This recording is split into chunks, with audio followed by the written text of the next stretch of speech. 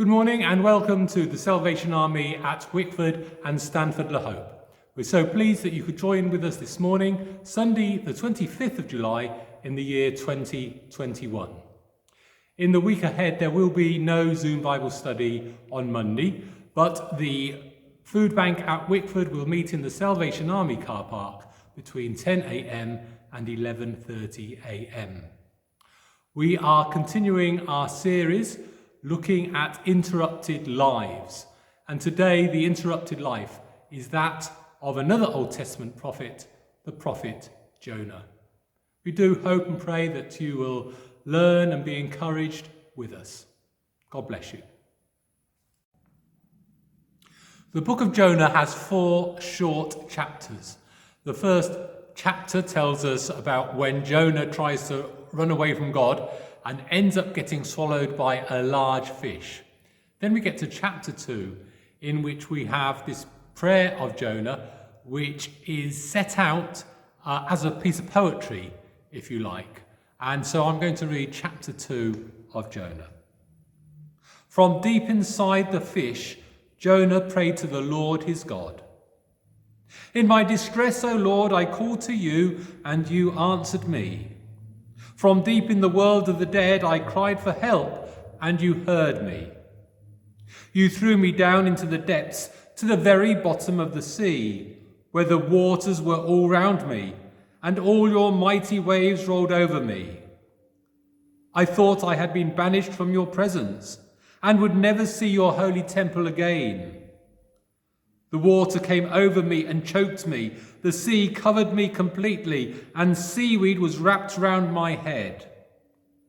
I went down to the very roots of the mountains, into the land whose gates lock shut forever. But you, O Lord my God, brought me back from the depths alive. When I felt my life slipping away, then, O Lord, I prayed to you, and in your holy temple you heard me.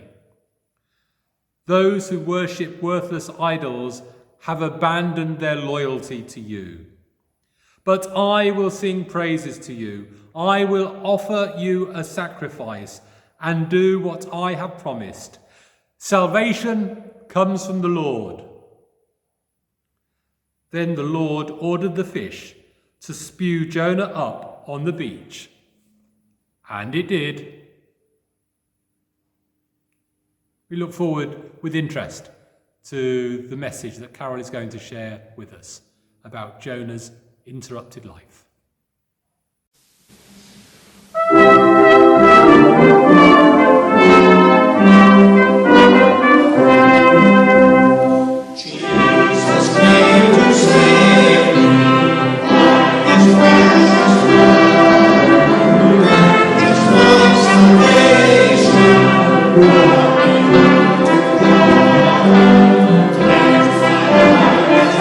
There's always one thing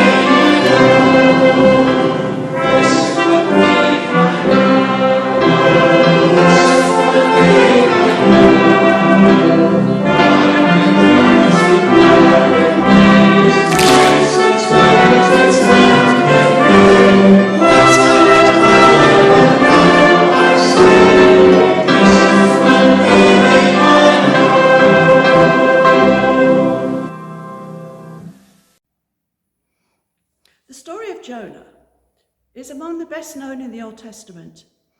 And although it doesn't explicitly name the prophet as the author of his own story, we have no reason to doubt that he wrote it. We know from this book and from 2 Kings chapter 14 verse 25 that Jonah was the son of Amittai and came from a town called Gath-hepher near Nazareth, in the area that later became known as Galilee. This makes Jonah one of the few prophets who came from the northern kingdom of Israel. 2 Kings tells us that Jonah has successfully prophesied that King Jeroboam would be instrumental in restoring some of the borders of Israel. Now God had a new job for him to do. The problem was that Jonah didn't want to do it. He was quite content to live where he was and to be known to people as the prophet who had got it right. Life was good. Why change things? Why go to a place where his message would be unpopular? How could God want him to take his message to a people who were so far away from living their lives God's way and who were not even God's chosen people? So it was that Jonah took the decision to get as far away from the problem as he could and set off in the opposite direction, heading for the westernmost place that he knew of. In a way that children and sometimes even adults behave, it is as if he stamped his foot, said "shan't," and then took off in a peak. The Hebrew language helps us to understand just how much this attempt to turn his back on God took Jonah down into the depths of rebellion, using the same word, yarad, that means went down 4 times. First, Jonah went down to Joppa, and then after obtaining a passage away from Nineveh, he went down to the ship. Once on board, he went down into the hold of the ship, falling into a deep sleep. Lastly, he went down to the bottom of the mountains of a violent sea. It was only there, at the bottom of the earth, filled with despair, discouragement, and hopelessness, that Jonah gave up resisting his calling, sincerely repented, and found the mercy of God as he was rescued by the fish that God sent. He had to realize that trying to fight God did not work. As David wrote in Psalm 139, verses 7 to 12, "Where can I go from your spirit? Where can I flee from your presence? If I go up to the heavens, you are there. If I make my beds in the depths, you are there. If I rise on the wings of the dawn, if I settle on the far side of the sea, even there your hand will guide me, your right hand will hold me fast. If I say, surely the darkness will hide me and the light become night around me, even the darkness will not be dark to you. The night will shine like the day, for darkness is as light to you." There was nowhere that he could get away from God. His presence is everywhere, even in the belly of a fish, and even in a forest city like Nineveh, whose people had no knowledge of God and his ways. It was a lesson that Jonah really needed to learn, more so perhaps than the people he was called to go to. The Jonah we read of is irresponsible and immature, the polar opposite of every other character in the book. When we look at the others, we find that the shipmates that Jonah encounters while he attempts to flee all act with compassion and reverence, resisting the impulse to throw Jonah overboard simply to save themselves. It's only after Jonah insists that they reluctantly do so. When the sea becomes calm, they respect the power of God by taking vows and offering sacrifices. Later, the people of Nineveh defy all expectations and respond in a similar fashion. Every single character in this story, even the fish, which follows God's instructions to swallow and then spit Jonah out, is presented in a positive light. except, that is, for Jonah himself. Even after God spares the city of Nineveh, he remains unchanged. The text tells us that after delivering God's dire warning, Jonah climbed a hill outside the city to see what would happen. He actually seems to have been disappointed that there was no fire and brimstone, that the city was not destroyed with all its inhabitants. And so he whines to God, "I knew this was a total waste of my time. You weren't really going to go through with it." God then delivers the real punchline of the story with a small demonstration. He first provides and then takes away a shady plant, which gives Jonah shelter from the blazing sun. Predictably, Jonah only thinks of his own needs and begs God for death because he is in such discomfort. God uses this as a teaching moment. If Jonah cared so much for an insignificant plant, why shouldn't God care for this huge city of thousands of people? In fact, why shouldn't he care for a whole planet full of people? Because Jonah's narrative often symbolises our own spiritual journey here on earth with all its ups and downs, and we can have confidence that God will grant us his mercy too. How do we know this? Jonah was one of only 4 writing prophets that Jesus mentioned by name during his earthly ministry. Isaiah, Daniel, and Zechariah were the others. But Jonah received more than a mere mention. Jesus actually identified himself with the prophet's 3 days in the belly of the great fish, noting it as a foreshadowing of his own death, when Jesus would spend 3 days in the heart of the earth before his resurrection. Matthew 12:38-41 tells us, "Some of the Pharisees and teachers of the law said to him, 'Teacher, we want to see a sign from you.' And he answered, 'A wicked and adulterous generation asks for a sign, but none will be given it except the sign of the prophet Jonah. For as Jonah was 3 days and 3 nights in the belly of a huge fish, so the Son of Man will be 3 days and 3 nights in the heart of the earth. The men of Nineveh will stand up at the judgment with this generation and condemn it, for they repented at the preaching of Jonah. And now something greater than Jonah is here."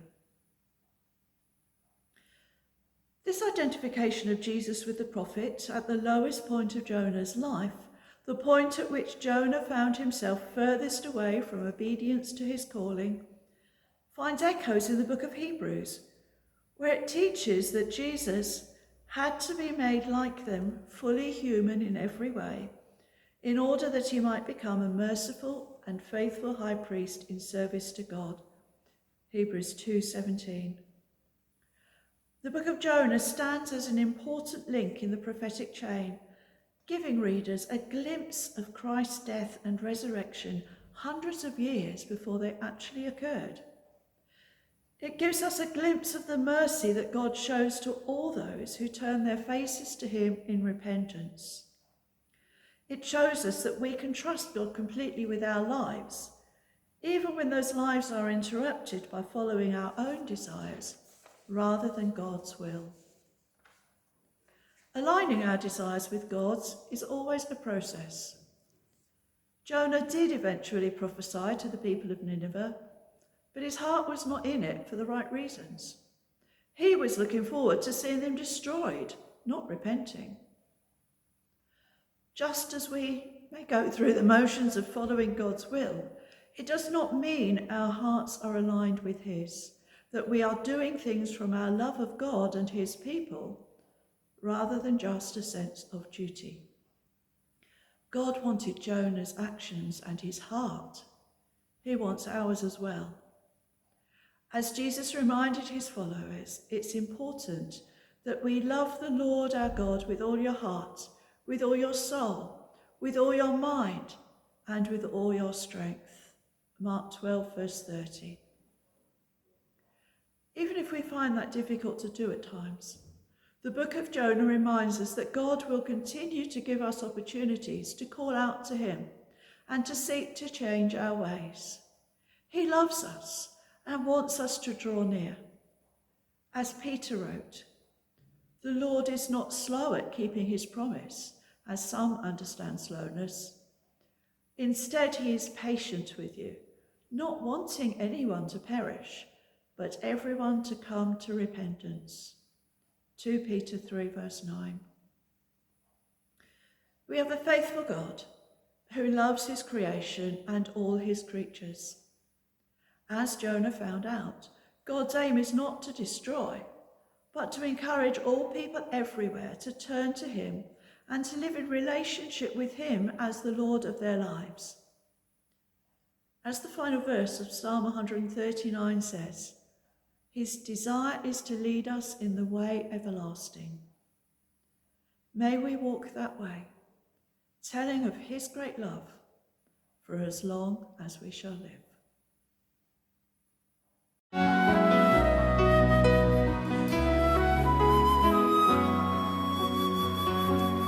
Oh Lord, I come before your throne of grace. I find rest in your presence and fullness of joy. In worship and wonder I behold your face, singing what a faithful God have I. What a faithful God have I. You are. What a faithful God. What a faithful God have I. You are faithful in every way. Lord, I come before your throne. Lord, I come before your throne of grace. I find rest in your presence and fullness of joy. In worship and wonder I behold your face, singing what a faithful God have I. Oh, what a faithful God have I. What a faithful God. What a faithful God have I. You are faithful in every way. Lord of mercy. Oh Lord of mercy, you have heard my cry. Through the storm, you're the beacon, my song in the night. In the shelter of your wings, hear my heart's reply, singing what a faithful God have I. Oh, what a faithful God have I. You are. What a faithful God. What a faithful God have I.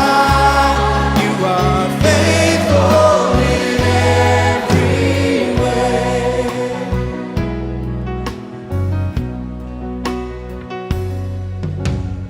Lord, all sovereign, granting peace from heaven, let me comfort those who suffer with the comfort you have given, and I will tell of your grace